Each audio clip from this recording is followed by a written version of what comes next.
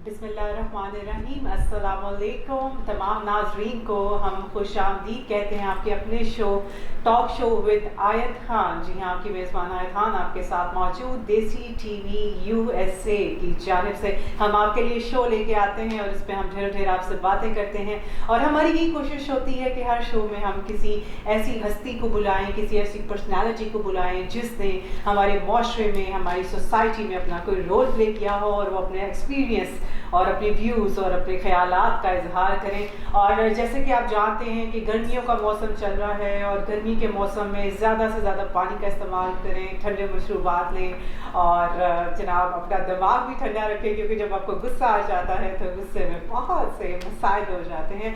आज हमारे साथ जो गेस्ट मौजूद होंगे उनसे हम बात करेंगे कि हमारा जो मुआशरा है उसमें क्या बेहतर हमें इक़दामात करने चाहिए, या हमारे माशरे में जिन लोगों को किसी सीट पर अपॉइंट किया गया है उनकी क्या लाइबिलिटीज़ बनती हैं, उनकी क्या ज़िम्मेदारियाँ बनती हैं। और ज़िम्मेदारियाँ सिर्फ उनकी नहीं, हम सब की बनती हैं, being a citizen, being a Pakistani. और सबसे जो पहली ज़रूरी चीज़ है अच्छा इंसान। आपको अशरफुल मखलूक़ात बनाया गया, तो इंसान होने के नाते आपकी क्या रिस्पॉन्सिबिलिटीज़ बनती हैं उस पर आज हम बात करेंगे। और मैं समझती हूँ कि सबसे ज़्यादा जो ज़रूरी चीज़ है वो है आपका टॉलरेंस लेवल, यानी आपकी जो बर्दाश्त करने की क़ुव्वत है वो बहुत अच्छी होनी चाहिए। और अगर आपने खुद भी देखा होगा कि गर्मियों के मौसम में लोगों को गुस्सा आ जाता है। अक्सर बाज़ औक़ात हम देखते हैं, हम जा रहे होते हैं तो रास्ते में लोग लड़ना शुरू कर देते हैं, ट्रैफिक हंगामा रही स्टार्ट हो जाती है। तो उसमें क्या मसला है कि बर्दाश्त नहीं होती लोगों में। तो अपने अंदर बर्दाश्त पैदा करें, अपने रिश्तों के अंदर बर्दाश्त पैदा करें, ताकि हम कंप्रोमाइज़ के साथ इग्नोर करके अच्छी तरह से चीज़ों को चला सकें। कुछ ऐसी बातें ज़िंदगी में कभी हो जाती हैं जहाँ पर इग्नोर कर देना ही बेहतर होता है। हम बढ़ते हैं अपने गेस्ट की जानिब। हमारे साथ मौजूद हैं सरदार शरीफ साहब, जो कि सोशल वर्कर हैं। उन्होंने बहुत सारे समाजी काम किए और आज हम उनसे पूछेंगे कि शहरी होने के नाते, पाकिस्तानी होने के नाते हमारे क्या फ़राइज़ हैं। अस्सलाम वालेकुम। जी वालेकुम सलाम। जी, कैसे हैं आप? अल्हम्दुलिल्लाह का बहुत शुक्र। सबसे तो मैं आपको वेलकम कहूँगी हमारे शो पे। जी अच्छा, मुझे ये बताएं कि आपकी गर्मियाँ कैसी गुजर रही हैं? जी, गर्मियाँ बहुत मुश्किल से गुजर रही हैं। हाँ।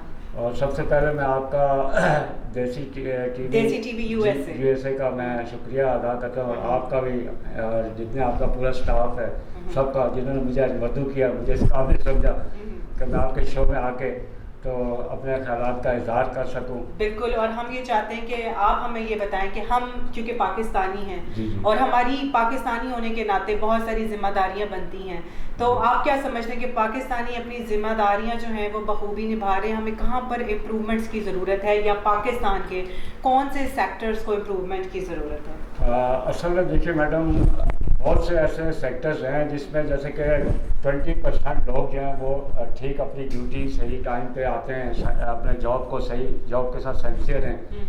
और बाकी लोग जो ऐसे हैं जैसे वो केयर नहीं करते, केयरलेस हैं। बहुत से ऐसे शोबे हैं जिनमें तो असल में पाकिस्तान के अंदर बहुत से ऐसे मसाइल हैं जो बेदहा, आप भी जानती हैं, मैं भी जानता हूँ। बिल्कुल। और सबसे बड़ी बात ये कि बिल्कुल आपने सही कहा कि जॉब से सिंसियर होना जी बहुत ज़रूरी है। आपका जो भी प्रोफेशन है आप उसमें दिल लगा के काम करें और कोशिश करें कि अच्छी परफॉर्मेंस दें और अपने मुल्क के बारे में सोचा करें, ताकि हम ज़्यादा से ज़्यादा जल्दी तरक्की कर सकें। जब बात आती है तरक्की की तो हम हमेशा फ़ॉरेन कंट्रीज़ की मिसालें देते हैं, फ़लाँ मुल्क में ये हुआ है, फ़लाँ मुल्क ने इतनी तरक्की कर ली है। तो आपने क्या किया है? क्या आप अपनी ड्यूटी के साथ सिंसियर हैं? जी, इसलिए जैसे कि अभी आपने फरमाया, तो मैं देखे ना, I have 40 years experience about the out countries, बैरून मालिक। तो मैडम मैं कतर गैस प्लांट में था, तो यकीन जानिए कि जो भी पार्ट्स वहाँ पे मैं देखूँ मेड इन इंडिया लिखा हो, जो भी रिफाइनरी के अंदर।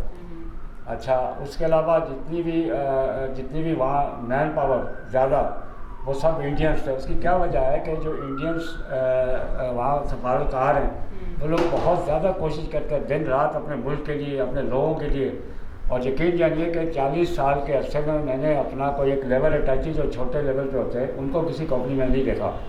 और उस कंपनी में एम्बेसडर जो थे, इंडियन एम्बेसडर, हर माह के बाद आते थे, अपने लोगों की परफॉर्मेंस चेक करते थे, उनसे पूछते थे कि आपको कोई प्रॉब्लम है, लोगों से पूछते थे। और कंपनी के जो थे की पर्सन, उनसे पूछते थे कि भाई इनसे कोई आपको तकलीफ़ या कोई परेशानी या कोई मसला तो नहीं है। तो इसी तरह से हमें चाहिए कि हमारे जो बैरून मालिक लोग हैं, देखें ना, ज़र मुबादला से हमें बहुत सपोर्ट होती है। तो जितने लोग हैं उनको बहुत ही कोशिश रात दिन यानी कि एक करके उनको काम करना चाहिए ताकि हमारा पाकिस्तान तरक्की करे।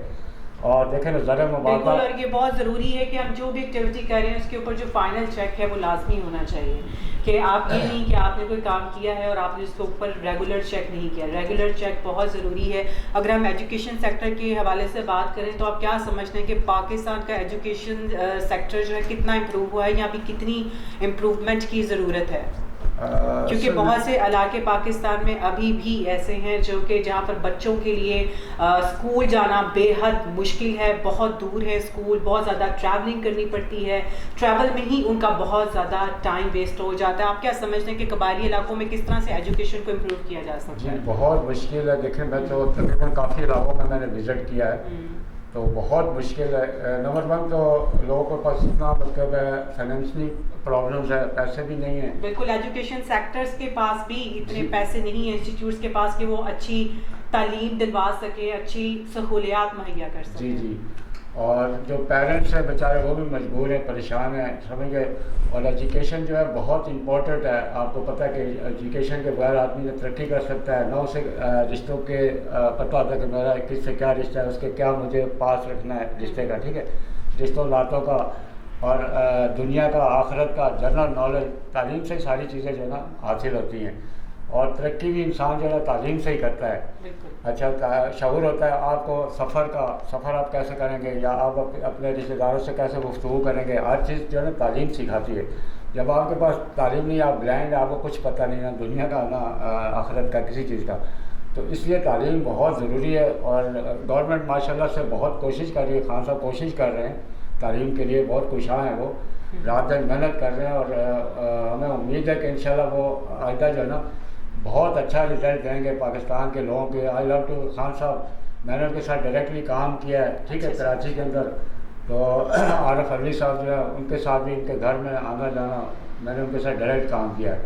लेकिन एक थोड़ा सा मुझे सॉरी टू से दैट कि मैंने उनको शमीर फरदौस लकी साहब ने मुझे कहा था पाकिस्तान के लिए कुछ प्लानिंग लिख के दे। मैं उनको जब भी जाता था तो कहता था कि सर आपने मकसद कराची के लिए क्या प्लान किया है, प्लानिंग मुझे बताएं।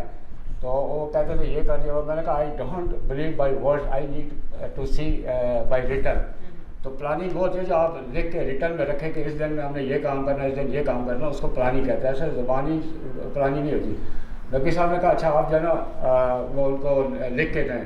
तो मैंने अपना हमारे जो मैंने वहाँ NL42 के जो आलमगीर साहब उनको लिख के दिया। तो उन्होंने सर काफ़ी बिल्कुल। और शरीफ साहब जैसे कि आपका ताल्लुक कुछ हद तक सियासत से भी है। जी। तो पाकिस्तान की जो प्रेजेंट गवर्नमेंट है वो पाकिस्तान की तरक्की के लिए क्या इकदाम कर रही है, क्योंकि उनकी भी जो जिम्मेदारियां बनती हैं अपने मुल्क से वाबस्ता, उसको किस तरह से निभा रही है, क्या फ्यूचर प्लान्स हैं? मैडम देखिए, मैं तो खान साहब के साथ रहा हूँ और पर्सनली मतलब तो यानी कि मैंने जज किया। देखें ना, एक मुलाकात में आपको पता चल जाता है हर चीज़ का, और आपकी गुफ्तगू जो है उसी से पूरा अंदाज़ा हो जाता है कि आपकी शख्सियत जो है वो कहाँ है, कितनी एजुकेशन है, किस फैमिली से आप बिलोंग करती हैं, वो सारी चीज़ें गुफ्तगू से सामने आ जाती हैं। खान साहब is a very honest man, बहुत ईमानदार हैं।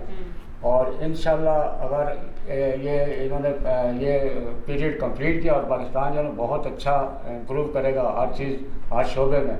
लेकिन एक चीज़ मैं यहाँ माजरत के साथ कहना चाहूँगा कि प्लानिंग फिर भी मैं बार बार कहूँगा बहुत ज़रूरी है।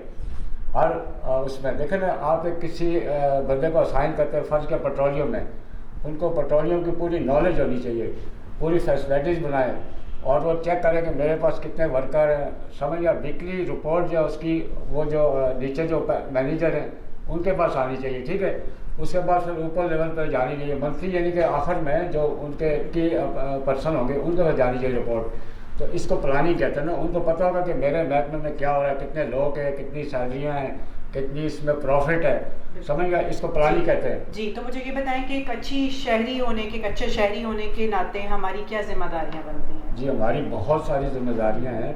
देखिए जैसे कि हमें सबसे पहले तो हमें अपने आप पर कंट्रोल करना चाहिए गुस्से पे, ठीक है।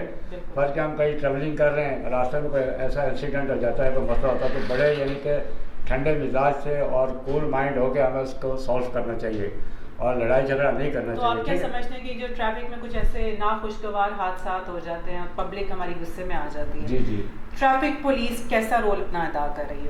असल में मैडम कुछ सही नहीं है। और देखे ना आप जो वार्डन्स वहाँ पर खड़े होते हैं, क्या वो सही रेस्क्यू कर रहे हैं? नहीं कर रहे, किसी जगह में शादर नादर कर रहे हैं लेकिन नहीं कर रहे कोई। तो आप क्या समझते हैं इसकी क्या वजूहत है कि वो अपनी ड्यूटी पे होने के बावजूद अपनी जिम्मेदारियां नहीं निभाते? उसकी जो है ना लैक ऑफ सुपरविजन उसको कहते हैं। जो उनके ऊपर लोग हैं ना, वो उनको जो है ना सही तरीके से अगर कहें कि भाई मुझे ड्यूटी पे आप हैं, ड्यूटी पे ठीक है, इसको फ़र्ज समझे, तो अगर उन पर सख्ती होगी तो वो लोग काम करेंगे, ठीक है। अच्छा, प्लस एक जैसे कि आप पुलिस वाले ने कोई, क्या इसकी रीजन सिर्फ सख्ती ही है या बजट भी है? क्योंकि बहुत से ऐसे लोग जो इस तरह के सेक्टर्स में काम करें, उनका ये कहना है कि हमें इतनी माकूल तनख्वाह ही नहीं दी जाती कि हमारा दिल करे कि हम दिल से काम करें। आप क्या इस बारे में कहेंगे? ये तो देखें ना, बिल्कुल गलत बात है। फ़र्ज क्या, मैं एक चीज़ एक्सेप्ट करता हूँ, फॉर एग्जांपल मेरी 20,000 सैलरी, मैं एक्सेप्ट करता हूँ, कॉन्ट्रैक्ट साइन करता हूँ, उसके बाद जो है मैं नहीं कह सकता कि सैलरी कम है, मैं कोई भी बहाना नहीं कर सकता, ठीक है।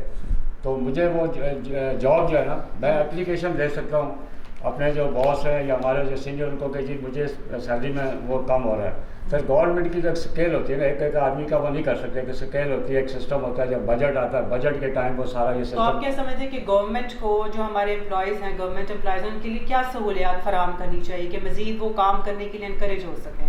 असल में देखें पुलिस के अंदर क्योंकि बढ़ती हुई महंगाई और हमारी बेरोजगारी और नौजवानों में मायूसी, आप क्या समझते हैं कि गवर्नमेंट को क्या ऐसे इकदाम करने चाहिए हमारी नौजवान नस्ल के लिए जो पढ़े लिखे होने के बावजूद जॉबलेस है? जी, आप देखें ना, आपको तो पता है कि इकॉनमी और फिर हमारे इंडस्ट्री नहीं, हमारे मुल्क में बहुत कम है। इकॉनमी का जो मसला आपके सामने है और उसको कोई सही भी नहीं कर सकता, वो बहुत डीप है इस वक्त। इसके लिए देखें, हम सबको, हर शख्स को मेहनत करनी पड़ेगी रात दिन, और फिर गवर्नमेंट को चाहिए कि प्लानिंग करे, बाहर से जो इंस्पेक्टर मंगवाएं, जो छोटे मोटे घरों के अंदर कारखाने लगाएं, ठीक है, और लोगों को सिखाएं। तो हर घर में जैसे कोई खिलौने बना रहा है, कोई इस टाइप की चीज़ें बना रहा है, ठीक है, तो फिर मुल्क जो है एकदम आसूदा हो जाएगा। प्लस आपके जैसे डेजर्ट एरियाज हैं, वो आपके काम के नहीं है, उसके अंदर आप फॉर्म बनाएं गाय के, बकरों के, ठीक है, आप बैरून मालक उसको वो करें, एक्सपोर्ट करें, ठीक है, तो उससे आपको प्रॉफिट होगी, लोग भी बिजी हो जाएंगे। तो इस तरह का गवर्नमेंट को प्रोग्राम करना चाहिए। बिल्कुल ऐसे ही। तो मुझे ये बताएं कि आप क्या समझते हैं कि पाकिस्तान में जो इदारे हैं, वो चाहे एजुकेशन के हैं, वो चाहे ट्रेनिंग के हैं, या वो कोई भी इदारा है, तो वो आप क्या समझते हैं कि उनके पास क्या नॉलेज, प्रॉपर नॉलेज उनके पास खुद है कि वो आगे मजीद जो है उसको बेहतरी की तरफ लेके जा सकें? क्योंकि लैक ऑफ नॉलेज जो है उसने भी बहुत ज़्यादा इफेक्ट करता है। जी जी जी। अच्छा, दो चीज़ें मैडम बड़ी इंपॉर्टेंट होती है। एक तो आपको अपने जॉब के, जैसे मैंने पहले भी अर्ज़ किया कि जॉब के साथ सिंसियर होना बहुत ज़रूरी है। फिर पाकिस्तान के लिए सोचना बहुत ज़रूरी है, ठीक है, हमें ईमानदारी से काम करें, तो जब जाके हम ये सारी सिस्टम को सही कर सकते हैं, तरक्की कर सकते हैं। अब जैसे कि अगर मैं लैक ऑफ नॉलेज की बात करूं, तो हमारे जो एजुकेशन इंस्टीट्यूट्स हैं, उनमें जो टीचर्स हैं वो खुद भी इतने पढ़े लिखे नहीं हैं। जी जी। तो वो क्या आगे हमारे बच्चों को पढ़ाएं? हाँ, बिल्कुल बिल्कुल। तो आप क्या समझते हैं कि क्या इस पे चेक होना ज़रूरी है? बहुत ज़रूरी है। देखें, जो हमारे प्रोफेसर हैं, जो माशाल्लाह से जिनका 40 ईयर्स 50 ईयर्स एक्सपीरियंस है, उन लोगों को उनकी जांच पड़ताल करके, उनका इंटरव्यूज़ करके, उसके बाद उनको अपॉइंटमेंट करना चाहिए, ठीक है। और फिर जो ना इंस्पेक्शन के एक अदारा होता है, इंस्पेक्शन वाले वहाँ जाएं, इंस्पेक्शन करें, चेक करें, चलो ज़्यादा नहीं तो 1 माह के अंदर जो है ना वो जाके चेक करें कि एजुकेशन कैसी हो रही है, बच्चे कैसे पढ़ रहे हैं, स्टाफ कैसा है और उनका बिहेव कैसा है लोगों के साथ। इसी तरह से मैं सॉरी के साथ मतलब कहना चाहूँगा कि जैसे हमारी पुलिस है, अच्छा हमारे लोग भी ज़्यादा एजुकेटेड नहीं है, जिनका वास्ता पड़ता है ना, जैसे कि पुलिस के साथ एजुकेटेड नहीं है, उनको नहीं पता कि हमने पुलिस से क्या बात करनी है या हमारे हाथों को क्या है। जब पुलिस की हम बात करते हैं, मुझे पता है हमारी जो पब्लिक है वो पुलिस पर ट्रस्ट भी नहीं करती, क्या वजह से? उसकी ये वजह है कि हमारी पुलिस को सिर्फ सिखाया जाता है कि आप तशद्दुद करें, मारें, ठीक है, लेकिन पूरे वर्ल्ड में तासुरी ऐसा दिया गया कि पुलिस जो है वो बड़ी जालिम है हमारे सुकून की और बड़ी तशद्दुद करती है, जिसकी वजह से पब्लिक इनसिक्योर है। जी जी। आप देखें ना कि आप जब पुलिस के पास होते हैं, अपने आप को महफूज समझना चाहिए, ठीक है, हम उनके फादर में आ गए, हम डर जाते हैं, खौफजदा हो जाते हैं कि हम कैसी, अब मुझे वो लफ्ज़ में नहीं कहना चाहता, लेकिन हम सोचते हैं कि ऐसे आदमी के पास आ गए खौफजदा हो जाते हैं लोग। अच्छा, नंबर 1। नंबर 2 जो है, हमारी पुलिस के पास कोई सबूत नहीं होता, कुछ नहीं होता। बंदे को ऐसा पकड़ा, इसको वो लॉकअप कर दिया, ठीक है। तो जब कोर्ट में जाते हैं तो वहाँ वो कहते हैं कि जी सॉरी आपके पास सबूत नहीं है, तो बंदा ज़मानत में बाहर आ जाता है, ठीक है। तो पुलिस को चाहिए कि सबसे पहले उनके सबूत इकट्ठे करें, फिर उसके बाद कंप्लेन, उसकी वो जो कंप्लेन है वो उनके पास होनी चाहिए, और कोर्ट में जब रेफ़र करते हैं तो सारा सबूत के साथ उनको करें, ठीक है। इस तरह के बहुत से प्रॉब्लम्स हैं, पुलिस को भी थोड़ा सा वो करना पड़ेगा। और स्पेशली जो खान साहब को मैंने जो सपोर्ट किया है सिस्टम की वजह से। तो आप क्या समझते हैं कि हमारे जो मुल्क के पॉलिटिशियंस हैं या जो सियासतदान हैं, उनकी क्या जिम्मेदारियां बनती हैं हमारे मुल्क से वाबस्ता? जी मैडम, उनकी बहुत ज़्यादा है। जैसे हमारी 1% है तो उनकी 100% जिम्मेदारियाँ। सबसे पहले तो मैं ये अर्ज़ करूँगा कि जितने एक बड़ा पढ़ा लिखा आदमी होता है, जब वो किसी जगह स्पीच करता है तो पूरी उसको वर्ल्ड सुन रहा होता है, और वो ऐसी बात और ऐसी शाइस्ती से बात करे, ऐसी गुफ्तगू करें कि लोग उसको अप्रिशिएट करें, ठीक है। अच्छा, ना कि वो एक बड़ा आदमी है, पढ़ा लिखा है बहुत ज़्यादा, लेकिन ऐसी नॉनसेंस बात करें कि लोग सारे जो ना उससे वो मतलब हों कि यार इन्होंने कैसी बात की है, अनएजुकेटेड आदमी लगे। बिल्कुल। अच्छा जी, हमारे साथ सरदार शरीफ साहब मौजूद हैं और बड़ा अच्छा लगा उनके साथ बात करके, और इंशाल्लाह आपको फिर से शो पे इनवाइट करेंगे। और मुझे ये बताएं कि नाजरीन को आप कोई पैगाम देना चाहें जाने से पहले? नाजरीन को मैं यह पैगाम देना चाहता हूँ कि सबसे पहले तो ये है कि देखें, कोरोना SOPs का ख्याल रखें, ठीक है। ईमानदारी से काम करें, झूठ ना बोलें और लड़ाई झगड़ा ना करें, ठीक है। अपने काम से काम रखें। सफ़र करें तो यानी कि ऐसा सफ़र करें कि आपका सफ़र यादगार हो, जो आपके पड़ोस में बंदा बैठा उसको तकलीफ़ ना हो, परेशानी ना हो, समझ गए आप। तो सफ़र का भी एक तरीक़ाकार है। फिर जैसे मैंने अक्सर देखा है कि मार्केटों में लोग, ये ख़वातीन जा रही हैं, उनके आगे घुसते हैं, ऐसे घुस के अपना काम मतलब है वो करना चाहते हैं। बिल्कुल, मैनर्स, अच्छे मैनर्स हाँ, के साथ जो है। अच्छा, ख़वातीन की बहुत ज़्यादा मैंने सारी ज़िंदगी इज़्ज़त की है, और पूरा वर्ल्ड ख़वातीन की इज़्ज़त करता है। हमारे माशरे में सब लोगों को इज़्ज़त करनी चाहिए ख़वातीन की। कहीं भी वो अगर शॉपिंग के लिए जा रही हैं, उनका रास्ता छोड़ दें, अब साइड हो जाएँ, ठीक है, उनको जाने दें।